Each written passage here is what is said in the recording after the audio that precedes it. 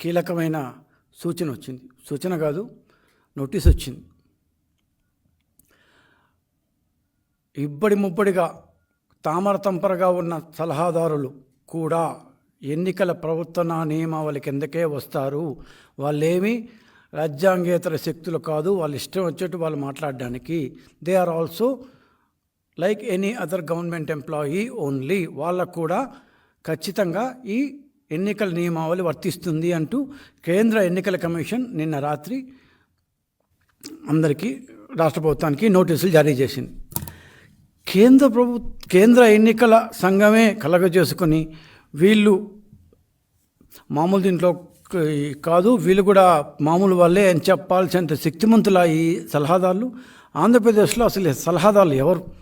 గత 5 సంవత్సరాల నుంచి చక్రం తిప్పుతారంటారు కదా, అట్లా ఒక చేతితో కాదు 4-5 చేతులతో రకరకాలుగా కాళ్ళు చేతులతో చక్రాలు తిప్పిస్తున్న ఈ సలహాదారులు ఎవరు? అసలు ఎక్కడి నుంచి వచ్చారు? ఎలా అపాయింట్ చేయబడ్డారు?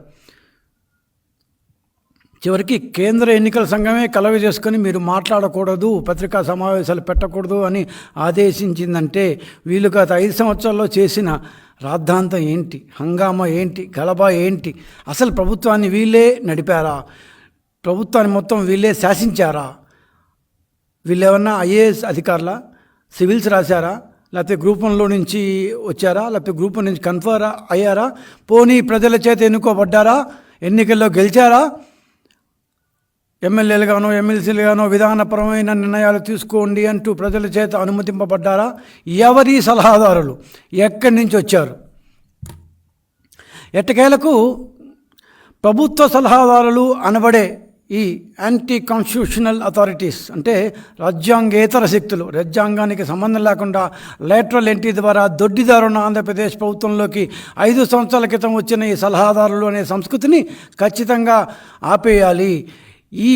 ఈ యొక్క సలహాదారులు కూడా పత్రికా సమావేశాలు పెట్టడం కానీ, ఈ ప్రతిపక్ష నేతను తిట్టడం కానీ చేయకూడదు. వాళ్ళు కూడా ఎన్నికల నియమావళి కిందకే వస్తారు అంటూ చెప్పింది కేంద్ర ఎన్నికల సంఘం. సరే, ఎందుకు ఇంత లెవెల్లో వీళ్ళ మీద వచ్చింది? What is people have done over the years? 5 yearsగా వీళ్ళు ఏం చేశారు?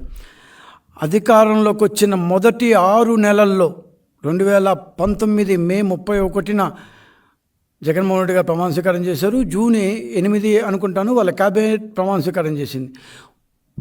జూన్ 8 క్యాబినెట్, 31 ముఖ్యమంత్రి గారు ప్రమాణ స్వీకారం చేశారు.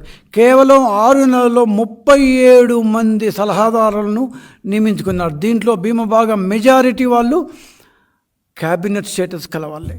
37 మంది సలహాదారులు.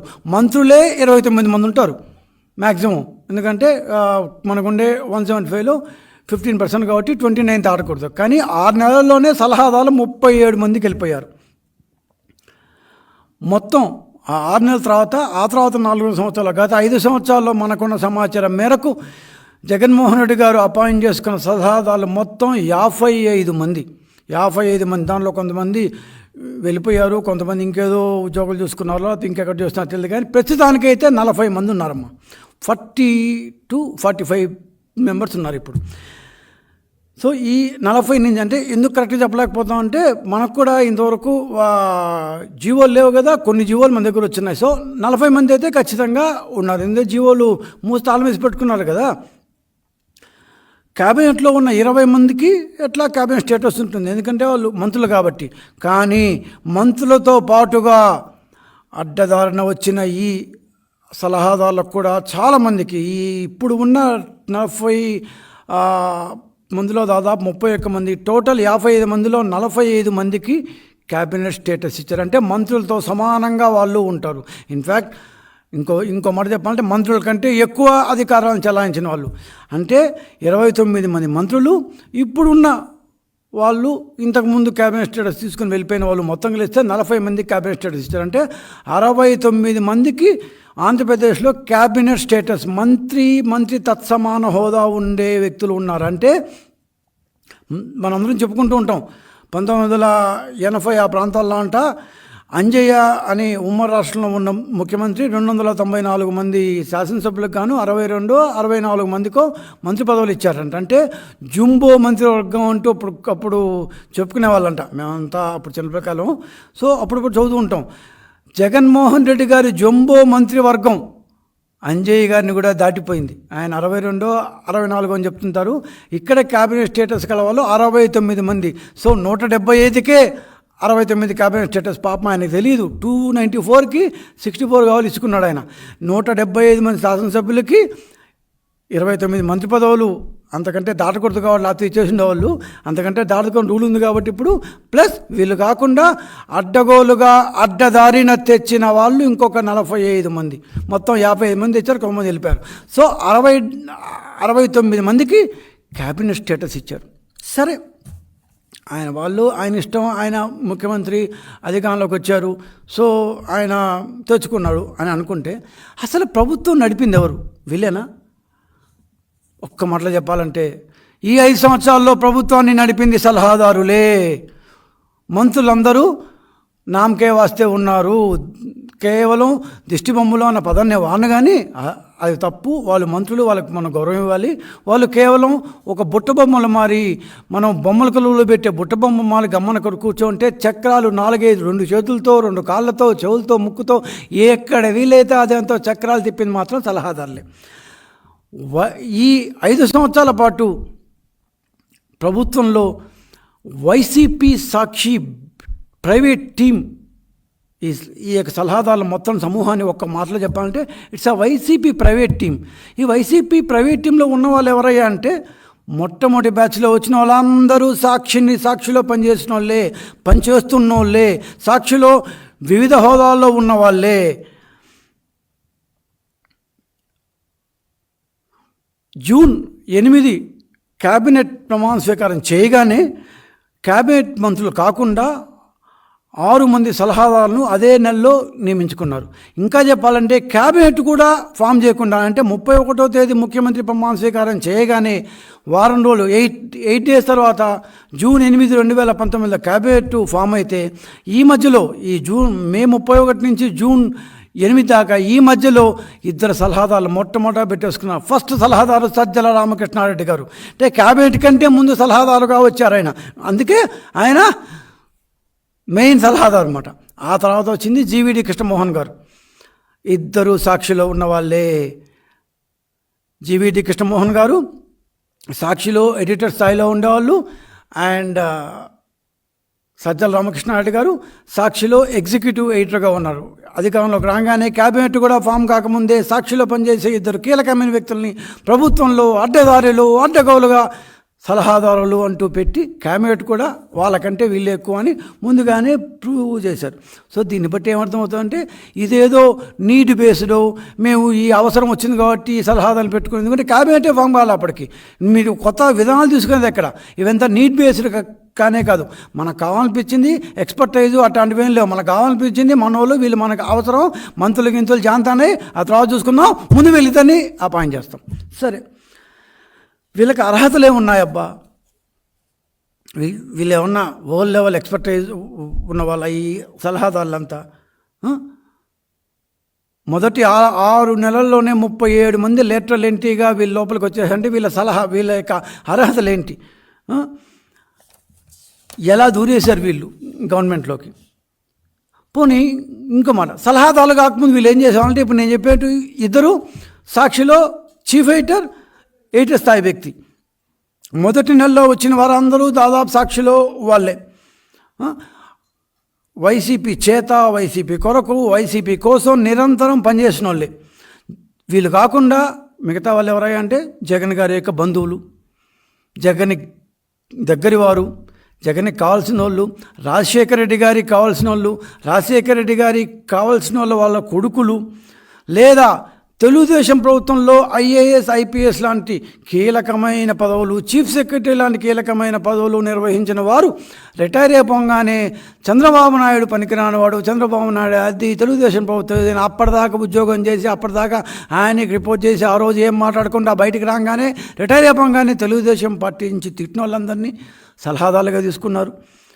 జగన్ చేస్తున్న అప్పుల కోసం, చేస్తున్నప్పుడు చేయబోతున్న ఇంకా చేయబోయే అప్పులు లేవనుకోండి, ఎందుకంటే ఎన్నికలు చేసినా వచ్చే క్వశ్చన్ లేదు కాబట్టి చేస్తున్న అప్పులు, ఆ అప్పులు తెచ్చేదానికి ఎస్బీఐ బ్యాంక్ చైర్మన్ లాంటి రజనీష్ కుమార్ లాంటి వాళ్ళని వీళ్ళందరినీ సలహాదారులుగా పెట్టుకున్నారు. వీళ్ళ క్వాలిఫికేషన్ ఏంటి అంటే ఏముండదు, క్వాలిఫికేషన్ ఒకటే, మన వాళ్ళు ఉండాలి.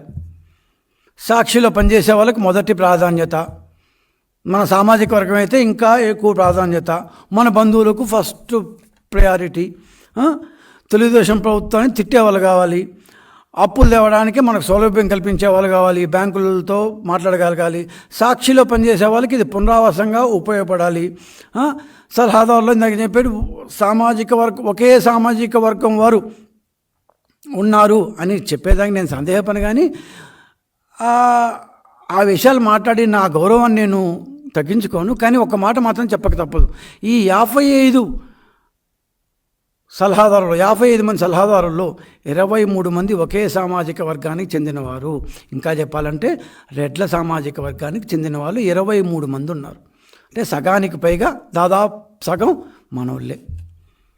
అంటే మనోళ్ళు అంటే అందరికి ఇచ్చారని కాదు, మనోళ్ళల్లో మంచోళ్ళు అని మనం అనుకున్న వాళ్ళు, మన సహాయపడతాం అనుకున్న మన సామాజిక వర్గంలోని వాళ్ళని తీసుకున్నారు. అంతేగాని వాళ్ళలో ఉన్న వాళ్ళందరికీ ఇవ్వలేదు. మళ్ళీ ఆ సామాజిక వర్గంలో చాలామంది వస్తున్నారు. అసలు వీళ్ళు ఏం చేస్తారు? ప్రభుత్వంలో ఏమీ చేయరు, అఫిషియల్గా అన్నీ చేస్తారు, అన్అఫిషియల్గా ఏమీ చేయరు. అఫిషియల్గా అన్నీ చేస్తారు, అన్అఫిషియల్గా. అసలు వీళ్ళు రూల్స్ ఏంటి, రెగ్యులేషన్స్ ఏంటి? ప్రభుత్వానికే క్లారిటీ లేదు, ప్రభుత్వానికే తెలియదు. ఒక జీవో ఇచ్చారు, సోన్సో వాళ్ళని మేము ఈ రోజు నుంచి అపాయింట్ చేసుకున్నాం, వీళ్ళకి PQRN 3 కేటగిరీలు చేశారు, దాదాపు 5 లక్షల రూపాయలు మినిమం వీళ్ళకి ఇచ్చే. ఇది కాకుండా ఏమంటారు వాళ్ళకిచ్చే PAలు, PSలు, డ్రైవర్లు, జమేదారులు, క్యాబినెట్ స్టేటస్లు, వాళ్ళకిచ్చే ఇంట్లో కట్లరీకి ఇచ్చే ఒక 10 లక్షలు, వెహికల్ అడ్వాన్సులు, ల్యాప్టాప్లు, ఫోన్ కనెక్షన్లు, అది STD కనెక్షన్లు, ఇది మొబైల్ కనెక్షన్లు, వాళ్ళకిచ్చే ఆఫీస్లో సామాన్లు, ఆఫీస్లో ఉండే టేబుళ్ళు, మైకులు, సిస్టమ్స్, ఎవ్రీథింగ్. సో ఒక సలహాదారు మీద మినిమం క్యాపిటల్ ఎక్స్పెండిచర్ కింద 15 నుంచి 20-30 లక్షల రూపాయలు ఖర్చు పెట్టాలి. అది కాకుండా వాళ్ళకిచ్చే ఉద్యోగస్తులు, వాళ్ళ కింద ఉండే PAలు, PSలు, ఇందాక చెప్పిన డ్రైవర్లు, గీవర్లు, వీళ్ళందరికీ కనీసం 3-4 లక్షలు అవుతుంది. ఇది కాకుండా వీళ్ళకి పారితోషికం కింద దాదాపు 5 లక్షల రూపాయలు. ఇంత డబ్బు, ఇది అంటే ఒక్కొక్క సలహాదారు మీద మొత్తం లెక్కేసుకుంటే, అంటే గవర్నమెంట్ రకరకాల ఇష్యూల మీద, ఆఫీస్ కావచ్చు, ఆఫీస్లోని ఫర్నిచర్ కావచ్చు, ఇన్ఫ్రాస్ట్రక్చర్ కావచ్చు, వెహికల్స్ కావచ్చు, కట్లరీ కావచ్చు, ఫోన్లు కావచ్చు, వాళ్ళకి ఇచ్చే డబ్బులు కావచ్చు, వాళ్ళ కింద ఉండే ఉద్యోగులు కావచ్చు, ఇవంతా చేస్తే మినిమం 25 నుంచి 30 లక్షల రూపాయలు ఒక్కొక్క సలహాదారుల మీద నెలకు ఖర్చు పెడతారు. ఓకే, సరే, వీళ్ళు రూల్స్ రెగ్యులేషన్స్ ఏమీ తెలియదు అన్నాం. మనోళ్ళు అయితే చాలు, ఇంకా వేరే ఏదంతా అవసరం లేదు. మనకు కావాల్సిన వాళ్ళు మనకు పార్టీలో ఇంతకుముందు వైకాపా పడ్డారు, సాయం పడ్డారు, వాళ్ళందరినీ ముందూర్చి రాజ్యాంగపరంగా అడ్మినిస్ట్రేటివ్ రూల్స్ అండ్ రెగ్యులేషన్స్ అంటూ ఏం లేవు వీళ్ళకి. ఇప్పటిదాకా ఎవరో ఇంత పెద్ద ఎత్తున ఎవరు పెట్టుకోలేదు. కాబట్టి అసలు ఇట్లా పెట్టుకోవచ్చని కూడా భారతదేశంలో ఏ రాష్ట్ర ప్రభుత్వానికి ఐడియా రాలేదు. ఆ విషయంలో మన జగన్మోహన్ రెడ్డి గారు గ్రేటు. ఎందుకంటే ఇంతమంది సలహాదారులు పెట్టుకోవచ్చు ఏ రాష్ట్ర ముఖ్యమంత్రికి పాపం ఐడియా కూడా రాలేదు కనీసం. వీళ్ళు ఆల్ ఇన్ ఆల్, వీళ్ళకి ఒక శాఖ అంటూ లేదు, అన్ని శాఖలకి వీళ్ళు వెళ్ళిపోతుంటారు. ఆ శాఖ సలహాదారులు ఈ శాఖలో. ఇంకా చెప్పాను, సజ్జల రామకృష్ణారెడ్డి గారిని అయితే చాలామంది మనం అట్లా మాట్లాడకూడదు, ఆయన పెద్ద ఆయన కాకపోయినా సకల శాఖ మంత్రిగా ఆయన్ని వ్యవహరిస్తుంటారు. సో ప్రభుత్వంతో ట్రాన్సాక్షన్లు నడిపే కంపెనీలు గమనిస్తూ వాటి నుంచి డబ్బు ఎలా సంపాదించాలి అని నిరంతరం చూస్తుంటారు. ఉదాహరణ చెప్పండి, కోకొల్లు మన టైం సరిపోదు. ప్రభుత్వ పాలనలో కాళ్ళు, వేళ్ళు, చేతులు, ముక్కు, నోరు మొత్తం పెట్టేస్తుంటారు. సరే, 55 మంది సలహాదారులు చెప్పాం కదా, మన దగ్గర మొత్తం లిస్ట్ ఉంది. ఒకరు కాదు, ఇద్దరు కాదు, 55 మంది వరుసగా వస్తారు. 55 మంది సలహాదారులు, ఇంతమంది. సో ఈ 55 మంది సలహాదారులు ఏం చేస్తారా అంటే, ఏం చేస్తారో అనేది వాళ్ళకు తెలియదు అని చెప్పాం. కాబట్టి ఒక 10 మందిని మనం లెక్కలోకి తీసుకుందాం. ఈ 10 మంది ఏం చేశారు ఇప్పటిదాకా అని చూద్దాం. వీళ్ళని బట్టి రిమైనింగ్ వాళ్ళు ఏమేం చేస్తుంటారో మీరు ఊహించుకోవచ్చు. మొదటగా సజ్జల రామకృష్ణారెడ్డి గారు, ఈయన పబ్లిక్ అఫేర్స్ సలహాదారు, అంటే ప్రజలకు సంబంధించిన ఇష్యూస్ అన్నీ చూసుకుంటారు అంటూ చెప్పారు. జీవో నెంబర్ RT 1341 జీవో నెంబర్తో 18/6/2019లో అఫిషియల్గా ఇచ్చారు. కానీ 4వ తేదీని ఆయన వచ్చారు. అంతకుముందు ఆయన సాక్షి పత్రికలో ఎగ్జిక్యూటివ్ ఎడిటర్గా ఉన్నారు. ప్రభుత్వ నిర్వహణలో ఆయన పాత్ర గురించి నేను కొత్తగా చెప్పనక్కర్లేదు. ఈయన సర్వాంతర్యామి. అక్కడ ఇక్కడ నేను ఆడ ఉంటాను ఈడ ఉంటాను అని చెప్తుంటారు కదా, అట్లా ఆయన ప్రతి చోట ఉంటారు. ప్రతి విషయం గురించి మాట్లాడతాడు. ఇంగ్లీష్లో చెప్పాలంటే ఆమ్నిపోటెంట్, ఆమ్ని ప్రెజెంట్, ఆమ్నిషియంట్ అంటారు. అంటే all powerful, all pervading, ever present and all knowing. అన్నీ తెలుసు ఆయనకి. ఏ సబ్జెక్ట్ గురించి అయినా ఆయన అనర్ఘలంగా మాట్లాడతారు. దాని గురించి డిస్కస్ చేస్తారు, డెసిషన్లు కూడా ఇస్తుంటారు. సో ప్రభుత్వం కన్సాలిడేటెడ్ ఫండ్ నుంచి 010 అకౌంట్ అనుకుంటాను నుంచి డబ్బు తీసుకుంటాను ప్రతి వ్యక్తి ఆ టర్మ్ వరకు ప్రభుత్వ ఉద్యోగి కిందే లెక్క. కానీ ఈ అడ్వైజర్లు అవేం పట్టించుకోరు.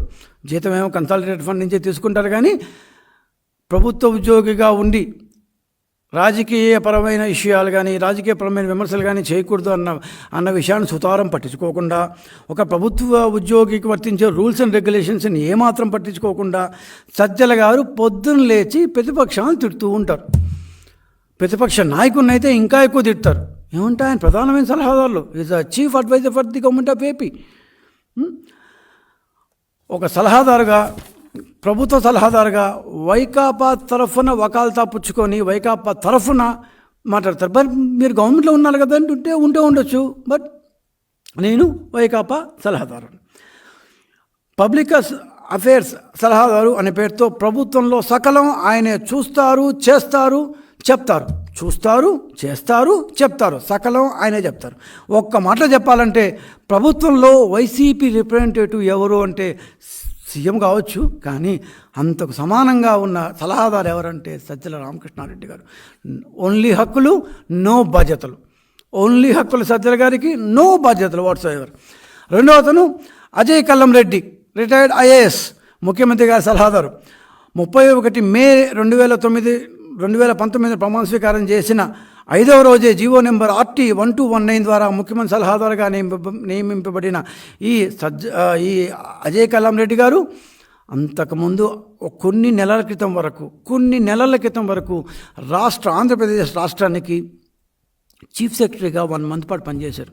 చంద్రబాబు నాయుడు గారు పాపం ఇన్ని రోజులు సర్వీస్ చేశారు. ఒక్క నెల ఉంది వేరే అతనికి చీఫ్ సెక్రటరీ ఇస్తుంటే, పాపం ఇన్ని రోజులు సర్వీస్ చేశారు కదా, ఒక్క నెలన్నా మనం ఆయన చీఫ్ సెక్రటరీ ఇచ్చి పంపుదాం అని చాలా మంచి మనసుతో ఆ వచ్చిన ఇన్కంబెంట్ చీఫ్ సెక్రటరీ టక్కర గారు అనుకుంటాను ఆయనకి చెప్పి ఆయన్ని ఒప్పించి 1 నెల పాటు ఈయన చీఫ్ సెక్రటరీగా ఉంచి పంపించిన మంచి మనిషిని పక్క రోజు నుంచే తిట్టడం ప్రారంభించారు. తన సామాజిక వర్గం బ్రహ్మాండంగా చూపించుకున్నాడు, తిట్టడం ప్రారంభించాడు. సలహాదారు లాంటి కీలకమైన స్థానంలో ఉండి వేరే ప్రభుత్వంలో ఉన్న చీఫ్ సెక్రటరీగా ఉండి ఇప్పుడు ఇక్కడ సలహాదారుగా వచ్చి మనం గత ప్రభుత్వాన్ని తిట్టచ్చా అనేది ఒక క్వశ్చన్. ఈ ప్రశ్నకు వైకాపా దగ్గర సమాధానం ఉండదు, అజయ్ కల్లం రెడ్డి గారి దగ్గరకు సమాధానం ఉండదు. ఆయన దాదాపు 30 సంవత్సరాల పాటు ఒక IAS ఆఫీసర్గా చీఫ్ సెక్రటరీగా పనిచేసిన వ్యక్తి ఒక చీఫ్ సెక్రటరీ స్థాయి వ్యక్తి ఎలా ప్రవర్తించాలో ఆయనకి తెలియక మాత్రం కాదు, బ్రహ్మాండంగా తెలుసు. ఆయనకి బాగా తెలుసు. అజయ్ కల్లం రెడ్డి గారికి తెలియకపోవడం ఏంటి? He was a very good officer in fact. కానీ ఒక్కసారి సలహాదారుగా మారిపోయిన తర్వాత మారు మనసు పొందాడు. చక్రం బాగా గట్టిగా తిప్పారు. మూడో వ్యక్తి శామ్యూల్, IAS రిటైర్డ్ శామ్యూల్ గారు. క్యాబినెట్ ఏర్పడిన 14 రోజులకి ముఖ్యమంత్రి సలహాదారుగా నింపబడిన ఈయన సోలార్ పాలసీలు మొదలుకొని చాలా విషయాల్లో తెలుగుదేశం ప్రభుత్వాన్ని అడ్డగోలుగా తిట్టారు. పత్రికా సమావేశాలు, పెద్ద సమావేశాలు పెట్టి అస్సలు అడ్డు వైపు లేకుండా నోరు పారేసుకున్నారు. సోలార్ దీంట్లో తెలుగుదేశం ఏమో చేసేసిందని, అవినీతి చేసేసిందని, అదని ఇదని మాట్లాడి ఎక్కడెక్కడో చేసి అసలు ఏమంటారు 30,000 కోట్ల రూపాయలు లాస్ వచ్చేసింది, ఇదంతా తెలుగుదేశం ప్రభుత్వం వాక్యమే, అది ఇదని చెప్పి చివరికి అదే ఒప్పందాలను తిరగరాసి ప్రైమ్ మినిస్టర్ దగ్గర నుంచి, సాఫ్ట్ బ్యాంక్ దగ్గర నుంచి, జపాన్ అంబాసిడర్ దాకా అందరూ మొట్టికాయలేసిన తర్వాత మేము చేసిన ఒప్పందాలని, అదే సోలార్ ఒప్పందాలను తిరగరాసి మేము ఇచ్చిన రాయితీల కంటే ఇంకొద్ది ఎక్కువ రాయితీలు ఇచ్చి అదే సోలార్ ఒప్పందాలను చేసి పెట్టిన ప్రాసెస్లో కీలక భూమిక వహించిన వ్యక్తి శామ్యూల్ గారు.